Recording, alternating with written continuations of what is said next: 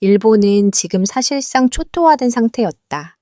17년 동안 외쳐온 다케시마 주권 주장이 단 72시간 만에 완전히 무너졌기 때문이다. 그러나 더 충격적인 사실은 한국이 단 한마디도 하지 않았다는 점이었다. 도대체 누가 일본을 붕괴시켰고 왜 한국이 아무 말도 하지 않았는데 국제 질서가 뒤집힌 것일까? 지금 그 답을 공개한다.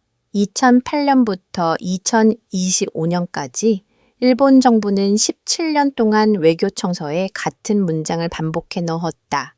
다케시마는 일본 고유의 영토다. 방위백서에도 21년 연속 같은 표현이 실렸다. 나는 2018년부터 2022년까지 주한미국 대사관에서 정무공사로 근무했다. 그 4년 동안 거의 매년 같은 광경이 봄마다 찾아왔다. 일본이 외교청서를 발표하고 한국 외교부가 성명을 내고 주한 일본 대사를 불러 항의하는 패턴이었다. 그 당시 외교부 동부가 국장인 김 국장님과 자주 커피를 마시곤 했다. 2020년 4월쯤이었을까? 그분이 조용히 말했다. 캠벨 공사님, 솔직히 이제 지쳤어요. 17년째 같은 말을 반복하는 일본도 17년째 같은 항의를 하는 우리도요. 언제까지 이 일을 계속해야 할까요? 나는 그때 이렇게 대답했다. 외교라는 게 원래 그렇지 않습니까? 반복이죠. 일본은 절대 포기하지 않을 겁니다. 한국도 마찬가지고요. 김 국장님은 씁쓸하게 웃으며 말했다. 그래도 언젠가는 끝이 나야 하지 않을까요? 영원히 이럴 순 없잖아요. 지금 생각하면 김 국장님이 옳았다. 끝은 왔다. 다만 아무도 예상하지 못한 방식으로 찾아왔다. 2025년 상황은 모든 것을 뒤흔들었다. 일본은 예년과 다름없이 외교 청서를 발표했다. 나는 그날 아침 자료를 받으며 속으로 중얼거렸다. 또 시작이구나. 7월에 방위백서도 나왔다. 내용은 한 글자도 달라지지 않았다. 독도는 일본 영토다. 한국이 불법 점거 중이다. 한국 정부는 즉각 항의했다. 외교부 대변인은 역사적, 지리적, 국제법적으로 명백한 우리 고유 영토에 대한 억지 주장이라며 강력히 규탄했다. 주한 일본 대사를 외교부로 불러 항의 문서를 전달했다. 여기까지는 늘 그래왔던 것처럼 예정된 흐름이었다. 모든 것이 이전과 같았다. 그렇기에 아무도 예상하지 못했다. 단 72시간 뒤 모든 것이 완전히 무너질 것이라는 사실을 뉴스에서도 10분 정도 다루고 말았어요. 한국 국민들도 익숙한 반응이었죠. 또 일본이 저러네. 그 정도였습니다. 솔직히 저도 그랬어요. 17년째 같은 패턴이 반복되니까 이제는 그냥 연례 행사처럼 느껴지는 거죠. 매년 4월과 7월이 되면 한일 간의 외교적 마찰이 생기고 한 달 정도 지나면 다시 잠잠해지고 우리 국무부 내부에서도이 문제는 관리 대상이었지 해결 대상은 아니었습니다.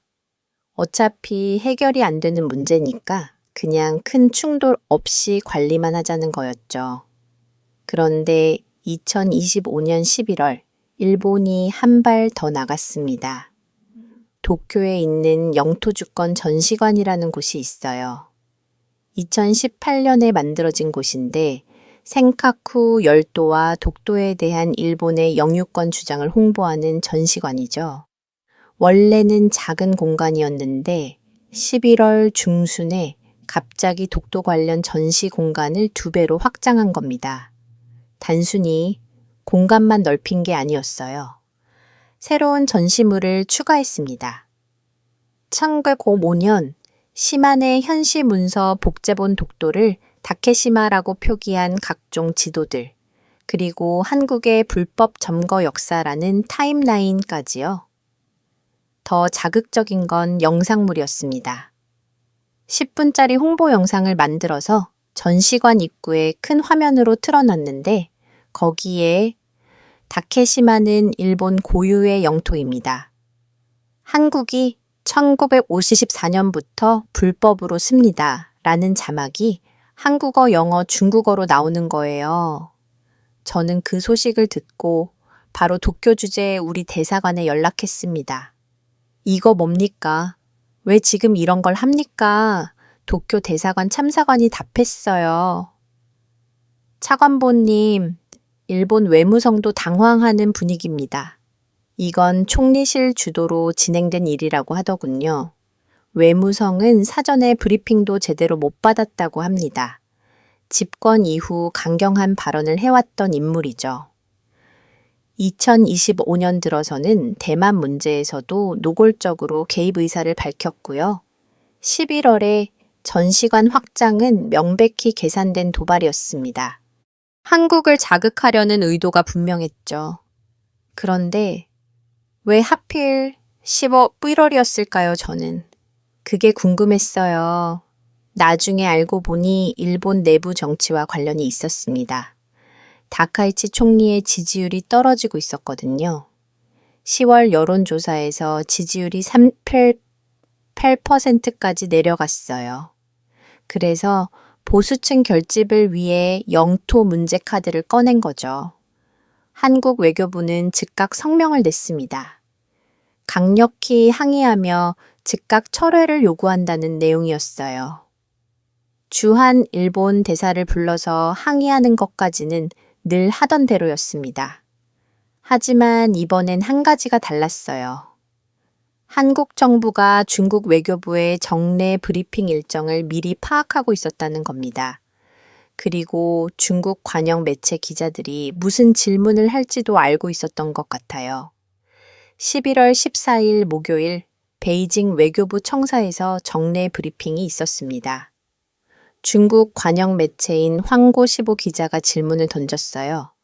한국 외교부가 일본의 독도 영유권 주장에 강력 항의했는데 중국 측 입장은 무엇입니까?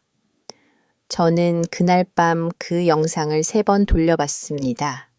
중국 외교부 대변인의 답변이 예상을 완전히 벗어났거든요. 중국 외교부 대변인 마오닝이 답했습니다. 일본은 역사 문제와 영토 문제에서 계속 악성 언행을 반복하고 있습니다. 이는 주변 국가들의 경계와 불만 그리고 항의를 야기하고 있습니다. 우리는 일본이 침략 역사를 깊이 반성하고 실제 행동으로 아시아 이웃 국가들과 국제사회의 신뢰를 얻기를 촉구합니다. 독도라는 단어는 직접 언급하지 않았습니다. 하지만 맥락상 명확했죠. 중국이 일본의 독도 영유권 주장을 악성 언행으로 규정한 겁니다. 저는 그 영상을 보면서 소름이 돋았어요. 왜냐하면 중국은 지금까지 독도 문제에 절대 개입하지 않았거든요. 한일 양국 간의 문제라며 중립을 지켜왔던 나라였습니다. 이명박 대통령이 독도를 방문했을 때도 2019년 일본이 화이트리스트에서 한국을 제외했을 때도 중국은 한마디도 하지 않았어요. 양국이 대화로 해결하기 바란다는 원론적인 입장만 반복했죠. 그런 중국이 갑자기 일본을 악성 언행이라고 표현했습니다. 그것도 한국이 항의한 직후예요. 저는 즉시 우리 국무부 동아시아팀 전체를 긴급 소집했습니다. 워싱턴 시간으로 새벽 3시였어요. 팀원들이 졸린 눈을 비비며 화상회의에 접속했습니다. 이게 무슨 상황입니까? 중국이 왜 독도 문제에 개입합니까? 중국 담당 데스크 오피서인 메리천이 답했습니다. 그녀는 베이징에서 5년간 근무한 경험이 있는 베테랑이었죠. 차관보님, 이건 독도 때문이 아닙니다. 대만 때문이에요. 중국이 일본을 압박하기 위해 쓸 수 있는 카드를 모두 꺼내들고 있는 겁니다. 그제야 퍼즐이 맞춰지기 시작했습니다.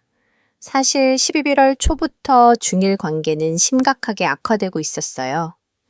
발단은 11월 7일이었습니다. 2025년 11월 7일 오후 2시 도쿄 총리 관저에서 다카이치 총리가 기자회견을 열었습니다. 한 기자가 질문했어요. 총리님, 만약 중국이 대만을 침공한다면 일본은 어떻게 대응하시겠습니까? 다카이치 총리는 잠시 멈칫했습니다. 그리고는 또박또박 대답했죠.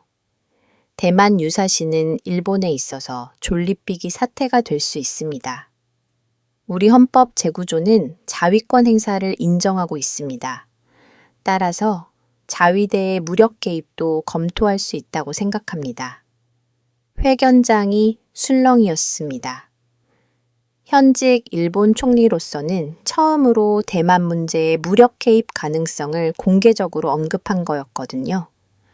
물론 그 전에도 일본 정치인들이 비슷한 발언을 한 적은 있었어요. 21년 아소다로 부총리가 대만 유사시 일본이 개입해야 한다고 말했고 2023년에는 이바 전 총리도 비슷한 뉘앙스의 발언을 했죠. 하지만 총리가 기자회견에서 그것도 무력 개입이라는 표현을 직접 쓴 건 이번이 처음이었습니다. 중국은 즉각 반발했어요. 11월 8일 자정 베이징 외교부 청사의 긴급 조명이 켜졌습니다. 주중 일본 대사인 가네하라 대사가 심야의 외교부로 호출됐죠. 중국 외교부 차관보가 대사를 맞이했습니다. 보통 대사 초치는 국장급이 담당하는데 이번엔 차관보가 직접 나온 거예요. 그만큼 중국이 심각하게 받아들였다는 증거였습니다. 이번 발언은 극도로 위험한 내정 간섭입니다. 중국의 핵심 이익을 침해하는 행위로 절대 용납할 수 없습니다. 간네하라 대사는 30분간 중국 측에 항의를 들어야 했어요. 그는 나중에 도쿄 본부에 보고하면서 20년 외교관 생활 중 가장 강도 높은 한기였다고 썼다고 합니다. 11월 9일부터는 중국 관영 매체들이 총공세에 들어갔습니다. 환고시보는 사설에서 일본이 개입하면 일본 본토가 전장이 될 것이라고 경고했어요. 정확한 표현은 이랬습니다. 대만 해협에서 전쟁이 일어나면 일본 영토 내 미군 기지들이 공격 대상이 될 것이다. 도쿄는 이 점을 명심해야 한다. 중국 중앙 텔레비전 소셜 미디어 계정은 더 노골적이었습니다. 모든 후는 일본이 져야 한다. 중국 정부가 실질적 방역 준비를 마쳤다는 신호다.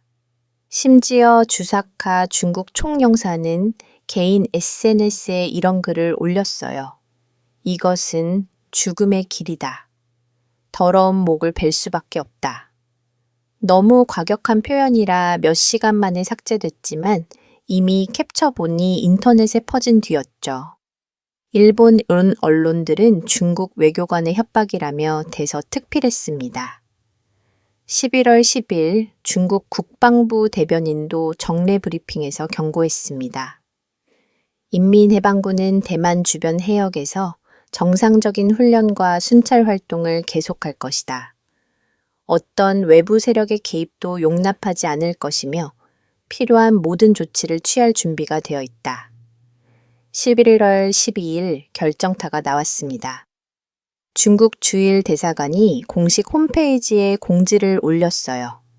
최근 일본 지도자가 대만 관련 노골적인 도발 발언을 공개적으로 해중 일간 인적 교류 분위기를 심각하게 악화시켰다. 가까운 시일에 일본을 방문하는 것을 엄중히 주의하고 이미 일본에 있는 중국인은 현지 취한 상황을 주시하라. 사실상 일본 여행 자제 권고였습니다.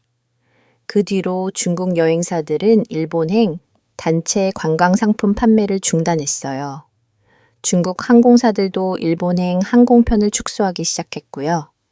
센카쿠 12명으로 다우 위다우 인근 해역에는 중국 해경 함정이 추가로 배치됐습니다. 일본 언론들은 중일 수교 이후 53년 만에 최악의 관계라고 보도했습니다. 그런 상황에서 11월 14일 중국 외교부가 독도 문제까지 언급한 겁니다. 저는 그날 밤 서울에 있는 우리 대사 필립 골드버그에게 전화했습니다. 그는 제 하버드 대학원 선배였고 30년 지기 친구이기도 했죠. 필. 한국 정부 반응이 어떻습니까? 조용합니다. 제임스 놀라울 정도로 조용해요. 조용하다고요? 네, 외교부에서 공식 논평 하나 안 냈습니다. 언론 브리핑도 예정에 없고요. 청와대도 마찬가지예요. 그냥 지켜보고 있는 것 같습니다. 이상했습니다. 17년 동안 일본의 도발에 즉각 반응했던 한국이 중국이 자기 편을 들어줬는데 아무 말도 안 한다는 게요. 필, 혹시 한국 정부가 미리 알고 있었던 건 아닐까요? 전화편에서 잠시 침묵이 흘렀습니다. 제임스, 나도 그 생각했어요. 그런데 확인할 방법이 없습니다. 한국 외교부에 물어봐도 우리는 중국의 발언을 환영한다는 원론적인 답변만 하고 있어요. 그런데 다음 날 더 이상한 일이 벌어졌습니다.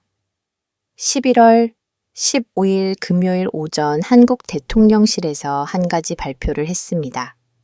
한국 대통령실 브리핑룸에서 대변인이 나왔습니다.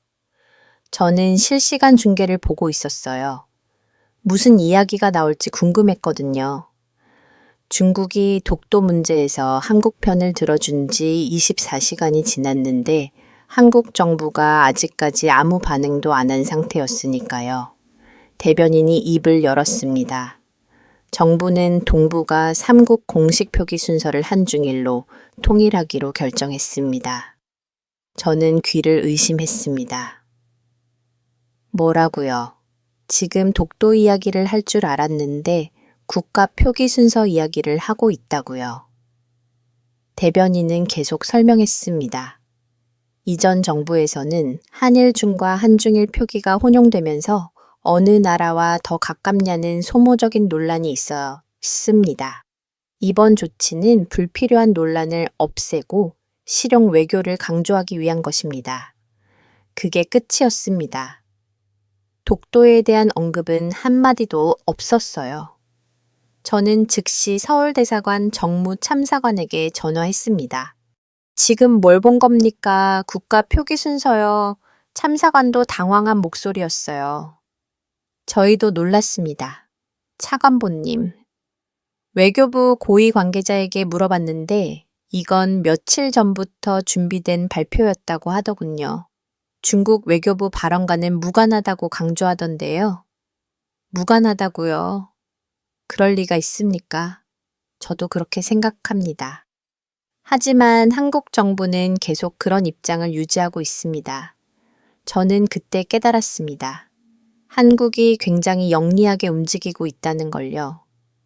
생각해 보세요. 만약 한국이 중국의 발언에 대해 환영한다, 감사하다 같은 공식 반응을 보였다면 어떻게 됐을까요? 일본은 한국이 중국과 손잡고 우리를 압박하고 있다고 비난했을 겁니다. 미국도 불편해했을 거예요. 한미동맹국인 한국이 왜 중국 편을 드냐는 식으로요. 하지만 한국은 아무 말도 하지 않았습니다. 그냥 조용히 국가 표기 순서나 바꾸고 있었던 거죠. 겉으로 보기엔 중국의 발언과 전혀 상관없는 일상적인 행정 조치처럼 보이지만 실제로는 우리는 실용 외교를 한다. 한중일 순서로 표기한다는 메시지를 은근슬쩍 던진 겁니다. 더 놀라운 건 그날 오후에 있었습니다. 베이징에서 또 다른 움직임이 있었어요. 중국 외교부 정례 브리핑에서 다른 기자가 추가 질문을 던졌습니다. 어제 일본의 영토 문제에 대해 언급하셨는데 구체적으로 어떤 섬들을 말씀하시는 겁니까? 마우닝 대변인이 답했습니다. 우리는 일본이 역사 문제와 영토 문제 전반에서 성실한 태도를 보이기를 바랍니다. 갸우 위다오는 중국 고유의 영토이며 일본은 제2차 세계대전 침략의 역사를 제대로 반성해야 합니다. 주변국들과의 영토 분쟁도 역사적 사실에 기반해 해결해야 합니다. 여전히 독도를 직접 언급하진 않았지만 주변국들과의 영토 분쟁이라는 표현을 썼어요. 한국과 일본 사이의 독도 문제를 간접적으로 지칭하는 거였죠. 일본 외무성은 그날 밤 긴급 성명을 냈습니다. 중국이 일본과 관련 없는 제3국 간의 문제에 개입하는 것은 부적절하다. 우리는 중국 측의 이런 발언을 중단할 것을 강력히 요구한다. 하지만 이미 늦었습니다. 국제 언론들이 움직이기 시작했거든요. 로이터 통신이 특집 기사를 냈습니다. 제목은 중일 갈등 속에서 한국 카드를 꺼낸 중국이었어요. 기사 내용은 이랬습니다. 중국이 대만 문제로 일본을 압박하는 과정에서 독도 문제까지 언급하며 일본을 고립시키려는 전략을 구사하고 있다. 한국은 공식적으로 중립을 지키고 있지만 사실상 중국의 발언으로 외교적 이득을 보고 있는 상황이다. 뉴욕타임스도 분석 기사를 실었습니다. 한국의 침묵이 더 큰 목소리가 되고 있다는 제목이었죠. 일본 아사히 신문은 사설에서 중국의 개입은 한일 관계를 더욱 복잡하게 만들고 있다.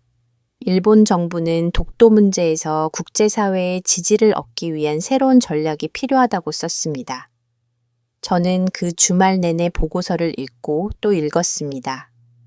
상황을 정리해보니 이랬어요. 첫째, 일본은 대만 문제로 중국과 정면 충돌 중이었습니다.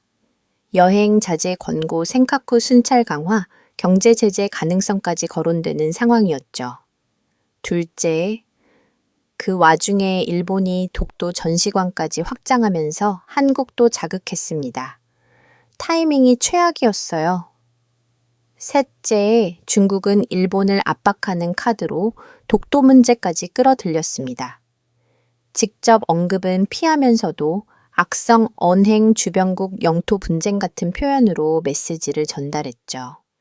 넷째, 한국은 아무것도 하지 않았습니다. 공식 성명도 없고 환영 표시도 없고 그냥 조용히 지켜만 봤어요. 대신 한중일 표기 통일 같은 간접적인 신호만 보냈죠. 결과적으로 일본은 대만과 독도 두 전선에서 동시에 싸워야 하는 상황이 됐습니다. 중국이라는 거대한 적과 맞서는 동시에 한국이라는 우방국과도 긴장 관계를 유지해야 했던 거죠. 저는 국무장관 브리핑에 참석했습니다. 장관님이 물었어요. 캠벨 차관보, 이 상황을 어떻게 봅니까? 우리는 어떤 입장을 취해야 합니까? 저는 솔직하게 답했습니다. 장관님, 우리가 개입할 수 있는 여지가 거의 없습니다. 일본은 우리 동맹국이지만 대만 문제에서 너무 앞서 나가서 중국을 자극했어요.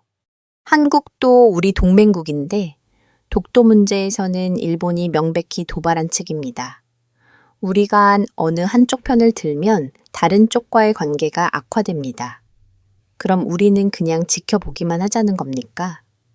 지금으로선 그게 최선입니다. 다만 일본에게는 조용히 조언할 필요가 있습니다. 독도 문제를 지금이 타이밍에 부각시킨 건 전략적 실수였다고요. 장관님은 고개를 끄덕였습니다. 알겠습니다. 도쿄 대사관에 지시하세요. 일본 외무성에 우리 우려를 전달하라고요.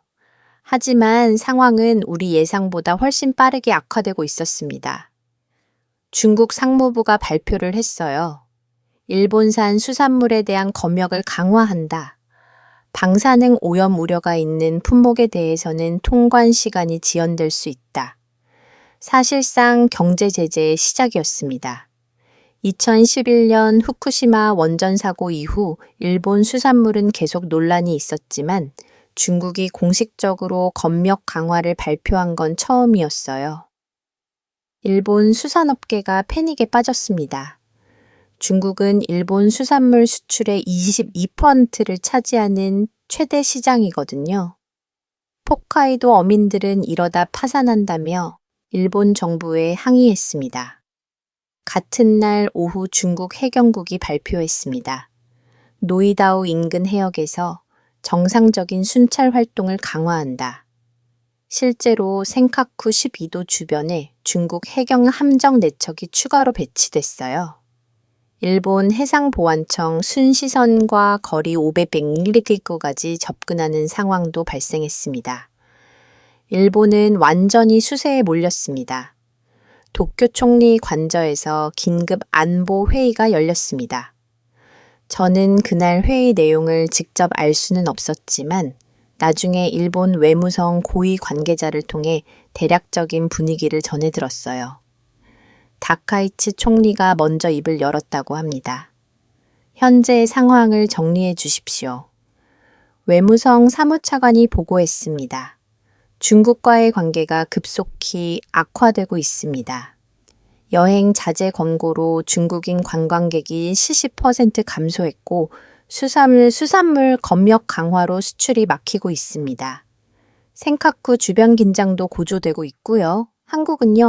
한국은 공식적으로는 조용합니다. 하지만 중국의 독도 발언 이후 국제 여론이 우리에게 불리하게 형성되고 있습니다. 특히 유럽 언론들이 우리를 비판적으로 보도하고 있습니다. 다카이치 총리는 잠시 침묵했다고 해요. 그리고는 방위성 장관에게 물었죠. 만약 상황이 더 악화되면 어떻게 됩니까?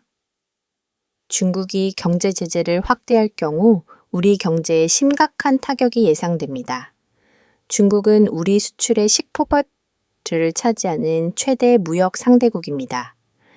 피토류 공급도 중국 의존도가 58%에 달합니다. 숫자가 나오자 회의실 분위기가 무거워졌다고 합니다.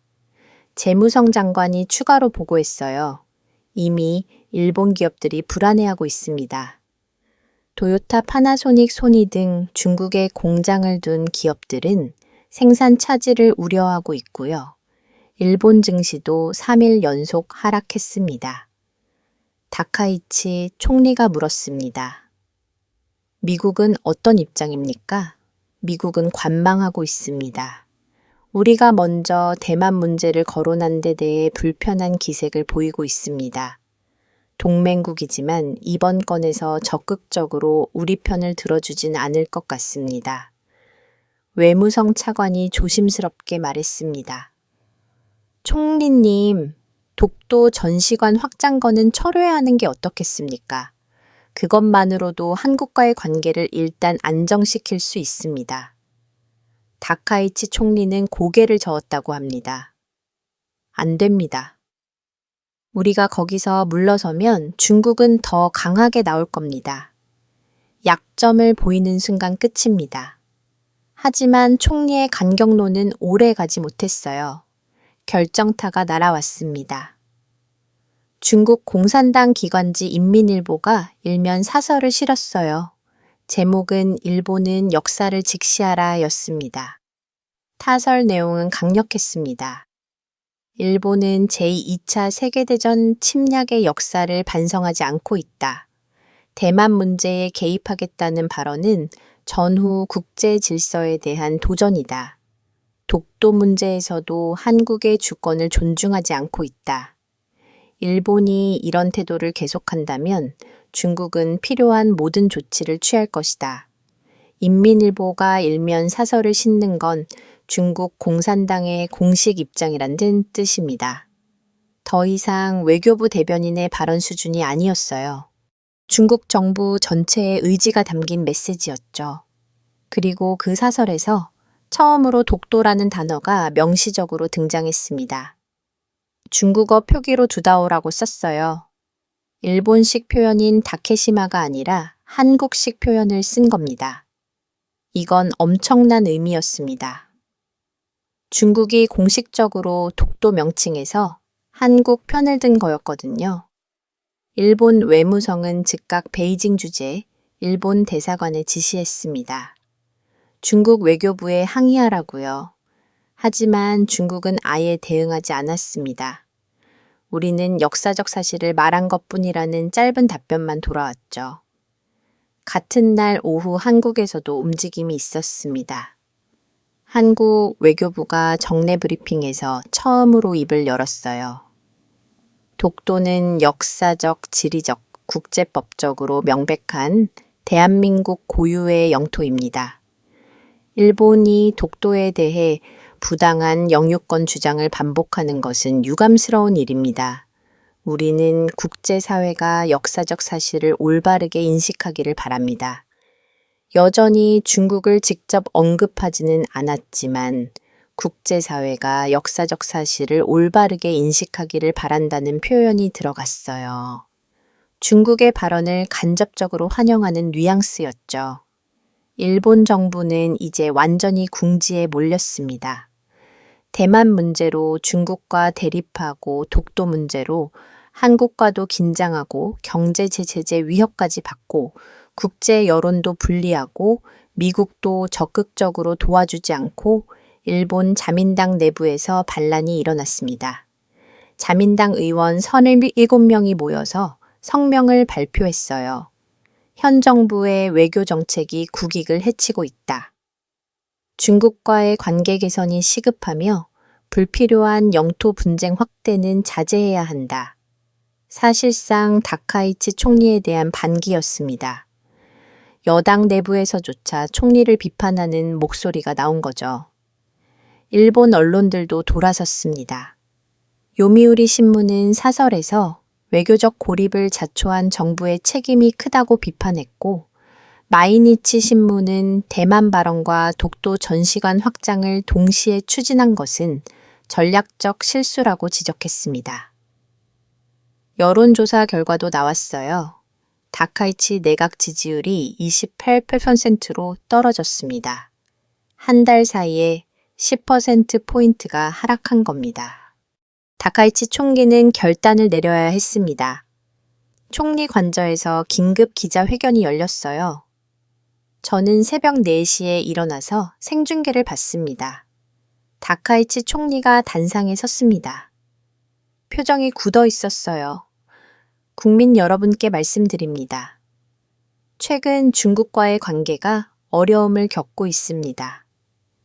의는 우리 국익에 도움이 되지 않습니다. 여기서 잠시 멈췄습니다. 심호흡을 한번 하고는 계속 말했죠. 따라서 정부는 중국과의 대화 채널을 복원하기 위해 노력할 것입니다. 외무성 국장급 인사를 베이징에 파견하여 관계 개선을 모색하겠습니다. 기자들이 술렁이었습니다. 한 기자가 질문을 던졌어요. 총리님, 독도 전시관 확장건은 어떻게 하시겠습니까? 다카이치 총리는 잠시 말을 잇지 못했습니다. 그리고는 이렇게 답했어요. 그 부분은 검토하겠습니다. 명확한 답변을 피한 겁니다. 하지만 그 순간 모두가 알았죠. 일본이 물러서기 시작했다는 걸요. 저는 그 장면을 보면서 생각했습니다. 17년 동안 일본은 매년 같은 주장을 반복했어요.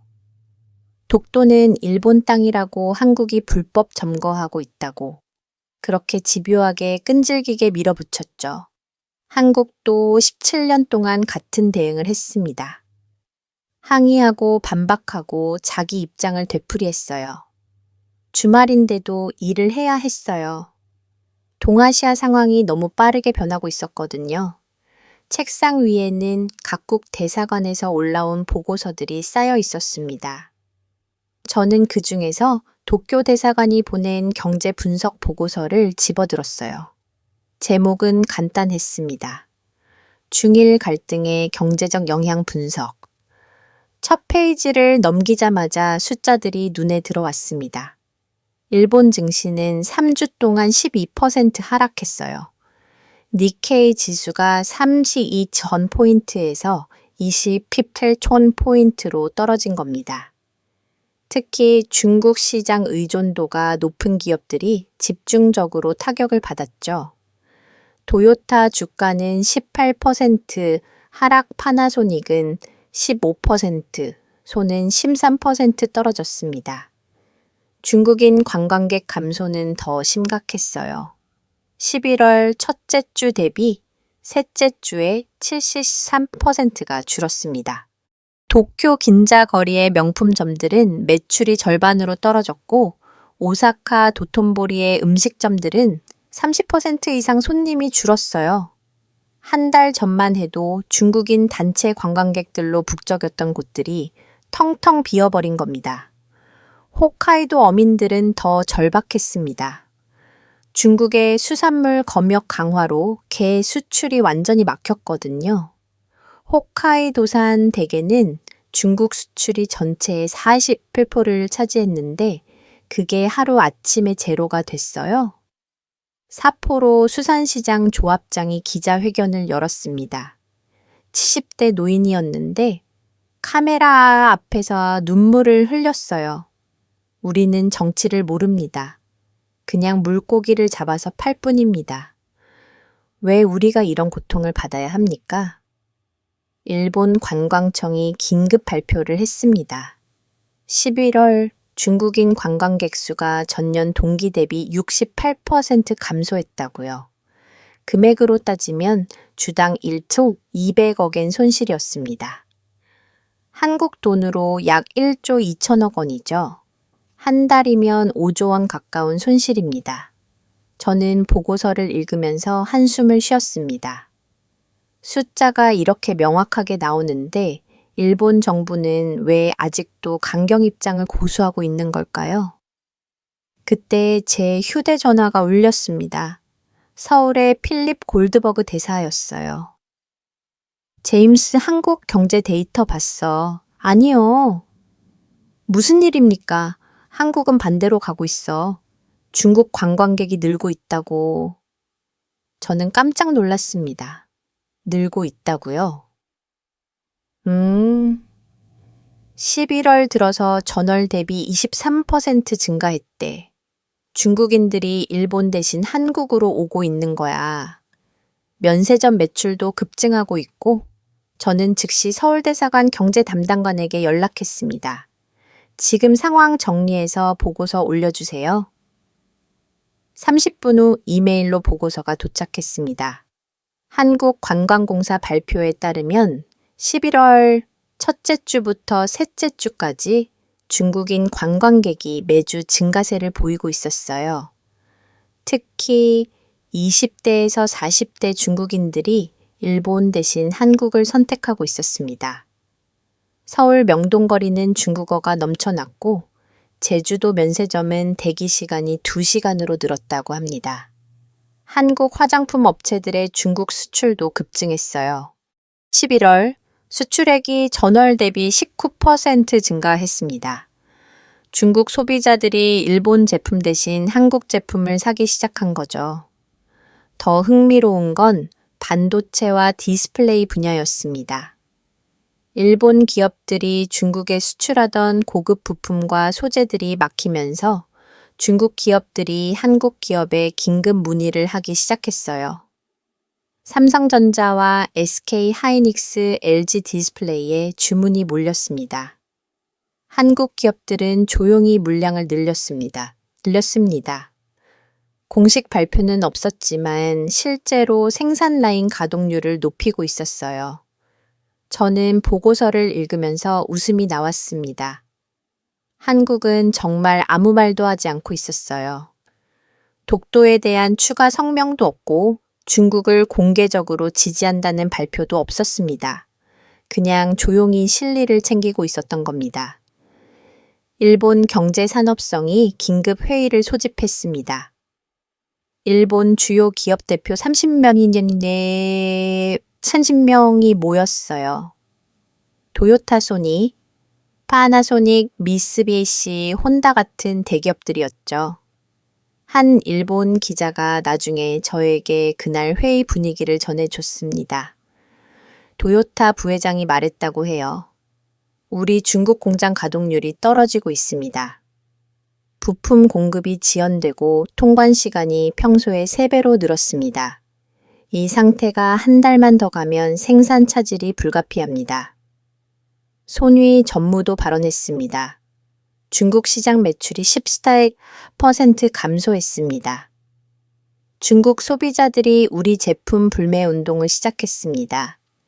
SNS에서 일본 제품 대신 한국 제품을 사자는 캠페인이 번지고 있습니다. 파나소닉 상무가 덧붙였어요. 배터리 원자재인 리튬 수입도 문제입니다. 중국이 통관을 지연시키고 있어서 재고가 빠르게 줄고 있습니다. 다음 달부터는 생산량을 줄여야 할 수도 있습니다. 경제산업성 장관이 물었습니다. 대안이 있습니까? 도요타 부회장이 답했다고 합니다. 장관님, 솔직히 말씀드리겠습니다. 중국 시장 없이는 우리 기업들이 살아남기 어렵습니다. 중국은 세계 최대 자동차 시장입니다. 우리 글로벌 매출의 25%가 중국에서 나옵니다. 회의실이 조용해졌다고 해요. 그날 오후 일본 경제단체 연합회 즉 게이달렌 회장이 총리 관저를 방문했습니다. 공식 발표는 없었지만 그 자리에서 무슨 이야기가 오는지는 뻔했죠. 경제계가 정부에 압력을 넣기 시작한 겁니다. 같은 날 저녁 저는 국무장관에게 전화를 받았습니다. 캠벨 일본 대사가 오늘 우리 국무부에 연락했어. 비공식적으로 한국 정부와 대화 채널을 열고 싶다고 하더군. 한국과요. 그래, 독도 문제를 조용히 봉합하고 싶어 하는 것 같아. 우리가 중재를 해줄 수 있냐고 물어보던데. 저는 잠시 생각했습니다. 장관님, 한국 입장에서는 지금 중재를 받아들일 이유가 없습니다. 현재 상황이 한국에 유리하게 돌아가고 있으니까요. 그럼 일본은 어떻게 해야 하지? 일본이 먼저 양보해야 합니다. 독도 전시관을 폐쇄하든지 최소한 축소하든지 해야죠. 그래야 한국이 대화 테이블에 앉을 겁니다. 장관님이 한숨을 쉬었습니다. 일본도 참 답답하네. 왜 진작 그렇게 하지 않았을까? 저는 속으로 생각했어요. 외교란 타이밍입니다. 일본은 타이밍을 완전히 놓쳤어요. 화요일 결정적인 숫자가 발표됐습니다. 일본 내각부가 11월 경제 전망을 하향 조정했어요. 4분기 성장률 전망을 1.2%에서 0.7%로 7%로 낮췄습니다. 이유는 명확했습니다. 중국과의 관계 악화로 인한 수출 감소 및 관광 수입 급감 같은 날 한국기획재정부는 반대로 성장률 전망을 상향 조정했습니다. 0.8%에서 8%에서 1.0%로요.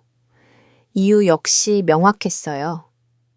중국 관광객 증가 및 수출 호조 숫자가 모든 걸 말해주고 있었습니다. 일본은 무너지고 있었고 한국은 올라가고 있었습니다. 그리고 이 모든 게 단 2주 만에 일어난 일이었어요. 저는 그날 밤 사무실에서 창밖을 바라봤습니다. 워싱턴에 야경이 보였어요. 17년 동안 일본은 독도를 자기네 땅이라고 우겼습니다.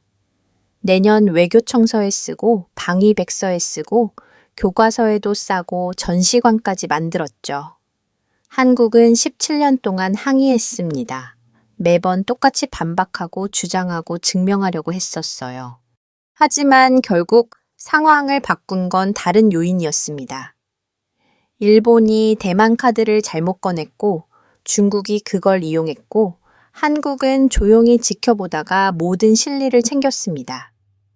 외교란 결국 타이밍과 숫자의 게임이라는 걸 저는 그때 다시 한번 깨달았습니다.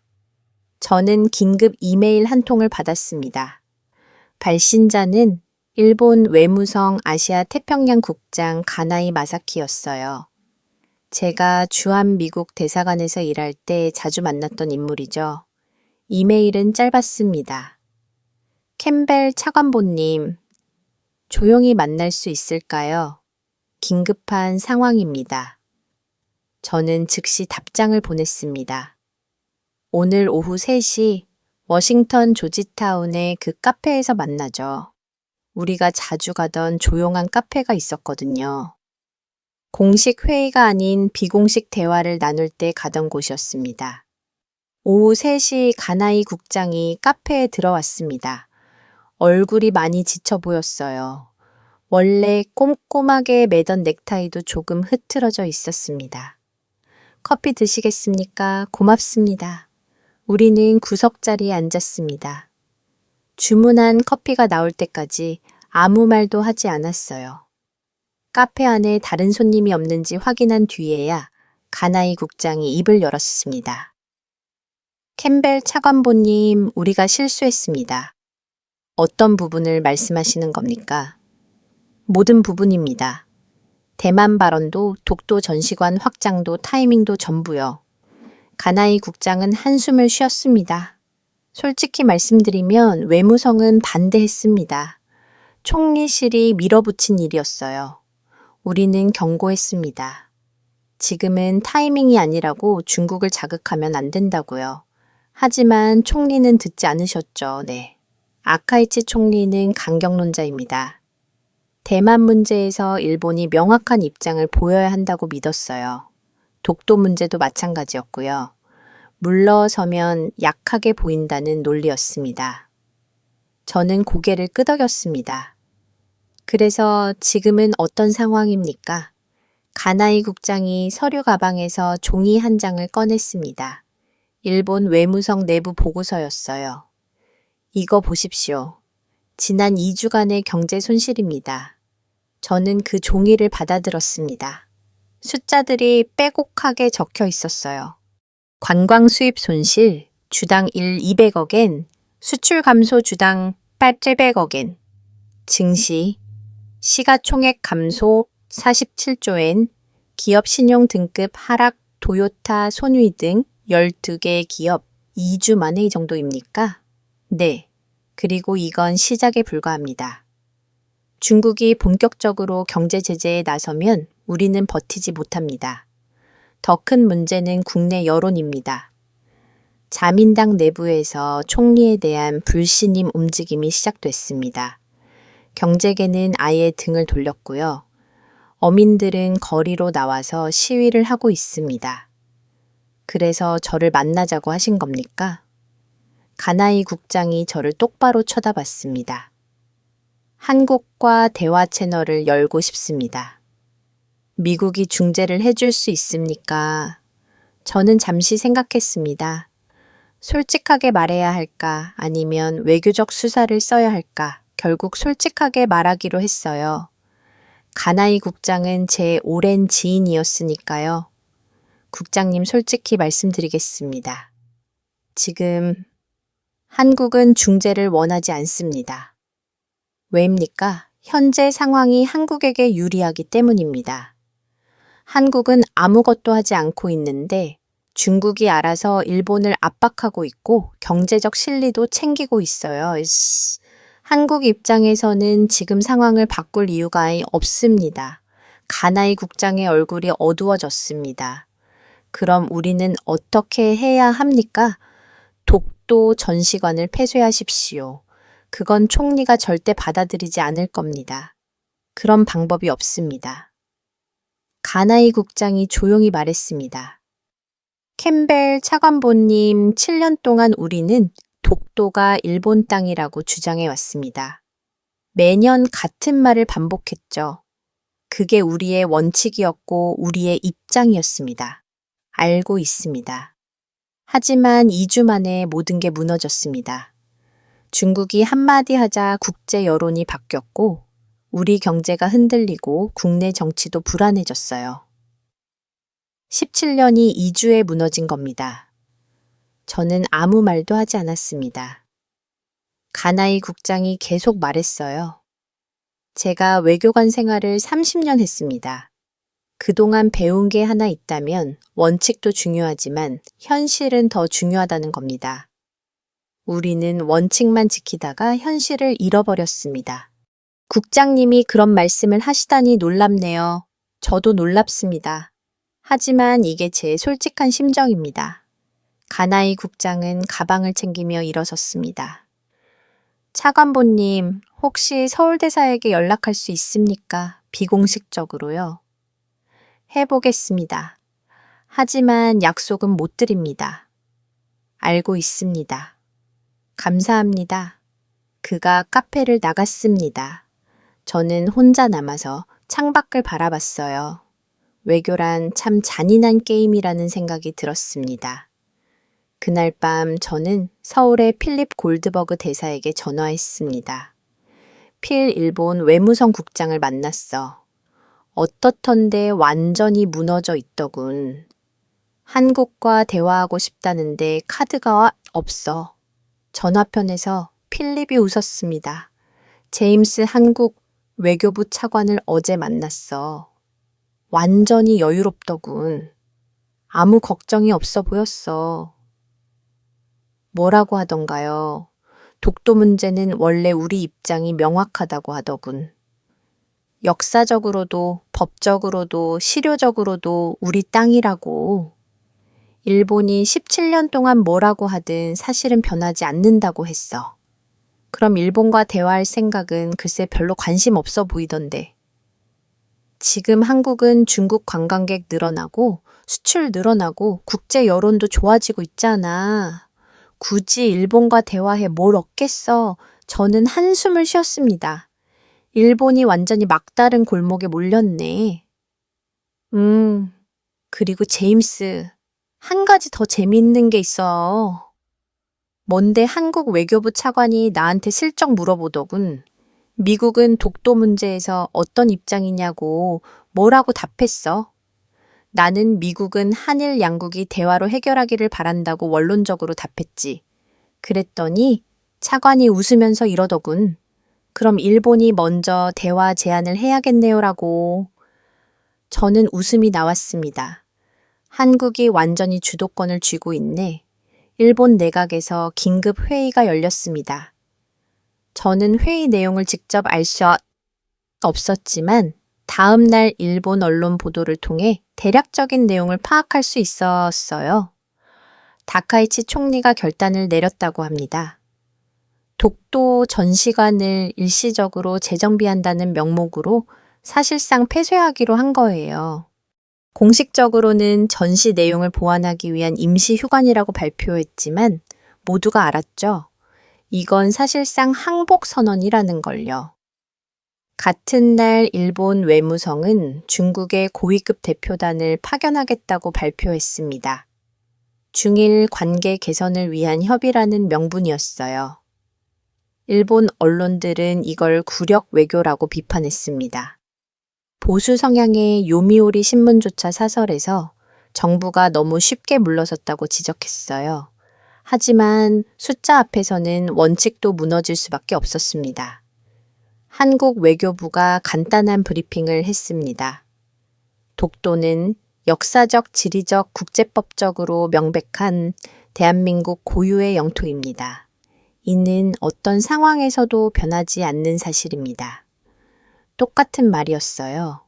17년 동안 해온 그 말. 하지만 이번에는 무게가 달랐습니다. 중국이 일본을 압박했고, 일본이 물러섰고, 국제 여론이 바뀌었고, 한국은 한마디도 더하지 않아도 되는 상황이 됐으니까요.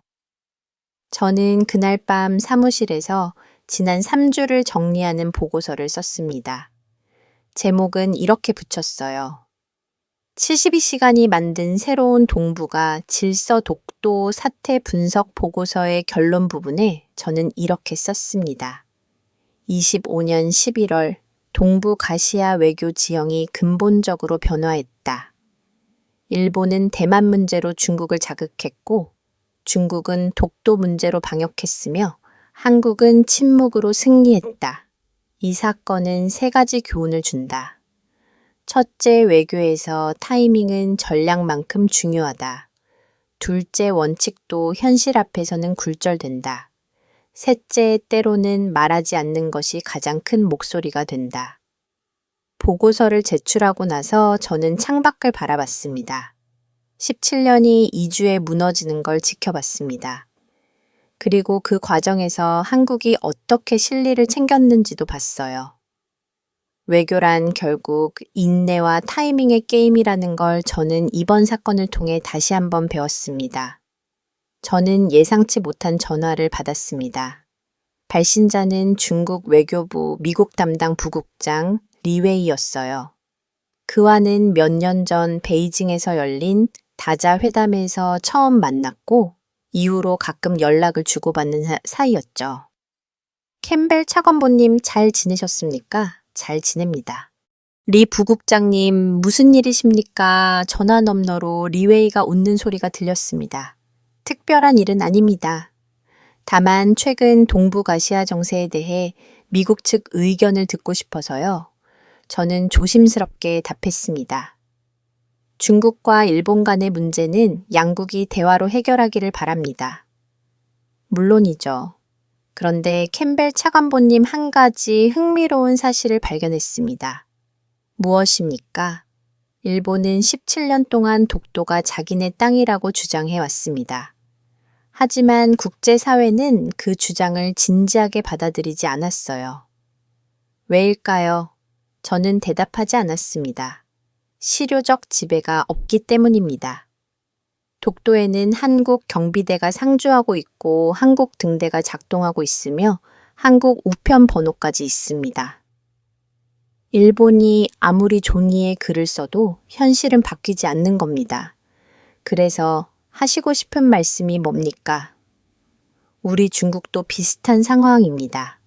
다오 위다오를 실효적으로 지배하는 건 일본이지만 우리는 그게 우리 땅이라고 주장하죠. 하지만 우리는 일본과 다릅니다. 우리는 해경 함정을 보내고 순찰을 강화하고 실제 행동을 합니다. 저는 리웨이의 의도를 알 수 있었습니다. 이건 경고였어요. 중국이 센카쿠에서 더 강하게 나올 수 있다는 신호였죠. 우리 부국장님 상황을 더 악화시키는 건 누구에게도 도움이 되지 않습니다. 동의합니다. 그래서 일본이 현명한 선택을 하기를 바랍니다. 독도 전시관 폐쇄는 좋은 시작이었어요. 하지만 그것만으로는 부족합니다. 전화가 끊겼습니다. 저는 수화기를 내려놓고 한참 동안 생각에 잠겼어요. 중국은 승리를 확정짓고 싶어 했습니다. 일본을 더 압박해서 완전히 무릎 꿇리려는 거였죠. 같은 날 오후 베이징에서 움직임이 있었습니다.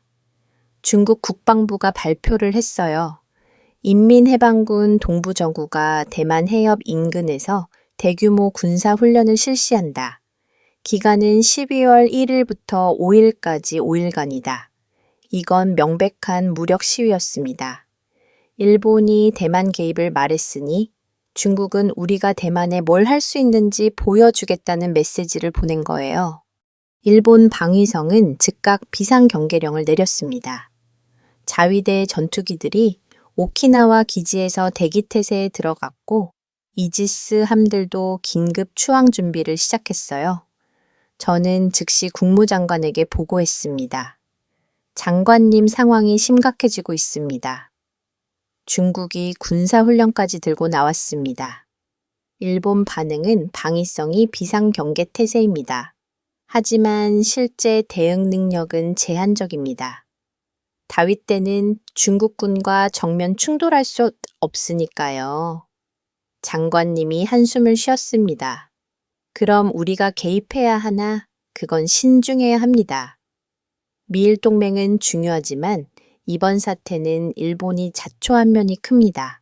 우리가 전면에 나서면 중국과의 관계가 악화될 수 있습니다.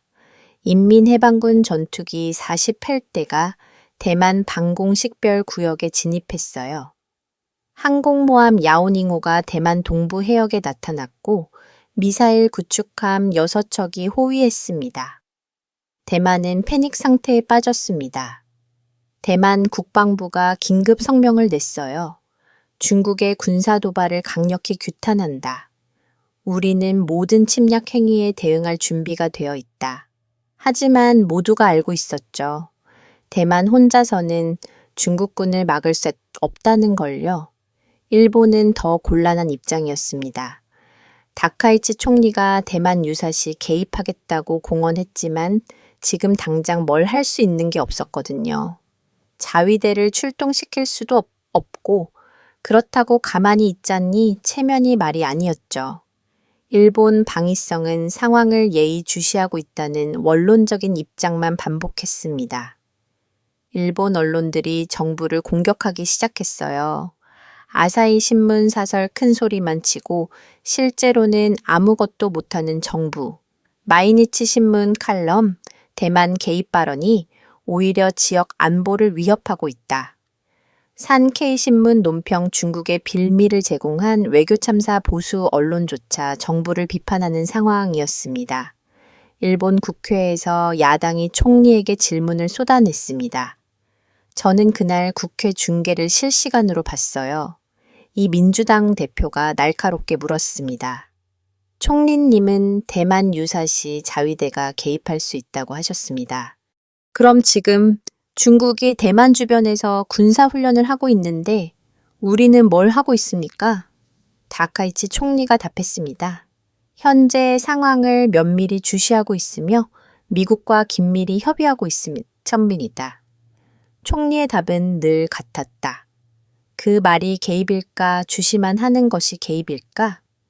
국회는 술렁였고 야당뿐 아니라 여당 의원들까지 고개를 숙이고 있었다. 같은 날 오후 일본 경제계가 다시 움직였다. 게이달렌 회장은 무거운 표정으로 기자회견장에 섰다. 중일 갈등이 장기화될 경우 일본 경제에 미치는 손실은 연간 8조엔에 달할 것으로 추산됩니다. 이는 우리 국내 총생산의 5%입니다. 정부는 즉각 중국과의 관계 정상화에 나서야 합니다. 한국 돈으로 80조 원에 가까운 금액이었다. 엄청난 숫자였다. 일본 증시는 끝없이 떨어졌다. 니케이는 26,000포인트까지 하락했고 한 달 만에 시가총액의 10%가 사라졌다. 외국인 투자자들은 정치적 불안정과 중국 리스크를 이유로 일본 주식을 팔아치우고 있었다. 반면 한국 증시는 상승 곡선을 그렸다. 코스피는 2,650포인트를 돌파하며 활기를 보였다. 중국 관광객 증가와 수출 호조 덕분이었다. 외신들은 이 극명한 대비를 주목했다.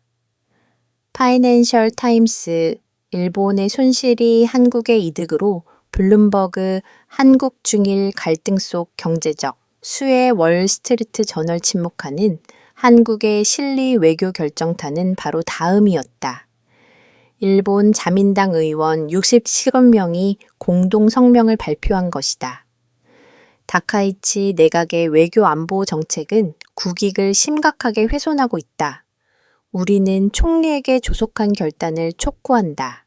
이는 사실상 퇴진 요구였다.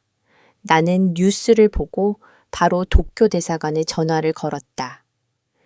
지금 일본 분위기가 어떻습니까? 완전히 무너지고 있습니다. 차관보님, 여당 내부에서도 총리를 지지하는 목소리가 거의 없습니다. 경제계는 등을 돌렸고 언론은 비판 일색이며 여론도 최악입니다. 총리가 버틸 수 있을까요? 어렵습니다. 길어야 한 달입니다. 전화를 끊고 창밖을 바라보았다. 17년 동안 일본은 독도가 자신들의 영토라고 주장해왔다. 매년 외교 청서에 쓰고 방위백서에 쓰고 교과서에 넣고 전시관까지 만들었다. 그 17년의 집념이 단 3주 만에 흔적도 없이 무너졌다. 대만 카드를 잘못 꺼내는 바람에 독도도 잃고 경제도 잃고 정치도 흔들리고 국제적 위상까지 추락했다. 그리고 한국은 아무것도 하지 않았다. 단 한마디도 더하지 않았고 중국을 공개적으로 지지하지도 않았다. 그저 조용히 지켜보며 중국 관광객을 받고 수출을 늘리며 실리를 챙겼다. 그날 밤 나는 보고서에 이렇게 적었다. 외교에서 가장 강력한 무기는 때로 침묵이다. 한국은 이 진리를 완벽히 증명했다 보고서를 마무리하며 나는 창밖으로 시선을 돌렸다. 일본 총리는 대만 개입을 언급했고 중국은 독도 카드로 방역했고 한국은 침묵으로 모든 것을 얻었다. 17년의 주장이 28일 만에 무너졌다. 그리고 새로운 현실이 시작되었다. 독도는 한국 땅이라는 사실을 일본도 인정할 수밖에 없게 되었다. 종이에 쓴 문장이 아니라 현실이 증명한 진실이었다. 나는 마지막 문장을 천천히 적었다. 때로 역사는 극적으로 바뀐다. 2025년 11월이 그랬다. 독도는 한국 땅이라는 진실이 마침내 세계가 인정한 현실이 되었다. 역사는 말이 큰 자가 아니라 준비된 자의 편이었다.